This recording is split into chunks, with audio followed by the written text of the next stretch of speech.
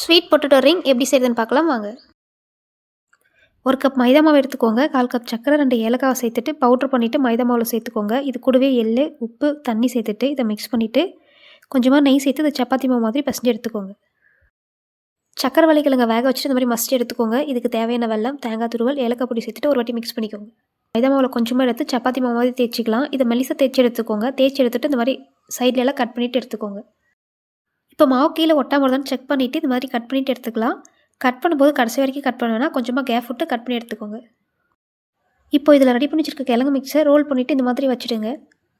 வச்சுட்டு மாவோட ஓரங்களில் லைட்டாக தண்ணி அப்ளை பண்ணிவிட்டு மாவை கொஞ்சம் கூட கேப் இல்லாமல் இந்த மாதிரி ரோல் பண்ணிவிட்டு எடுத்துக்கோங்க. ரோல் பண்ணிவிட்டு சைடில் தண்ணி அப்ளை பண்ணிக்கோங்க. தண்ணி அப்ளை பண்ணிவிட்டு 2 ஓரங்களையும் சேர்த்து லைட்டாக அழுத்தி விட்டுறீங்கன்னா ரிங் ஷேப்புக்கு வந்துடும். எண்ணெய் சூடானதோ அடுப்பை மீடியம் ஹீட்டில் வச்சுட்டு இது 2 பக்கமும் பொன்னிறமாக வர வரைக்கும் பொரிச்சு எடுத்துக்கோங்க. இதோட நிறம் மாதிரி கோல்டன் ப்ரௌன் வந்திருக்கு. இந்த ஸ்டேஜில் இதை வெளியே எடுத்துடுங்க. நெக்ஸ்ட் வீடியோவில் பார்க்கலாம்.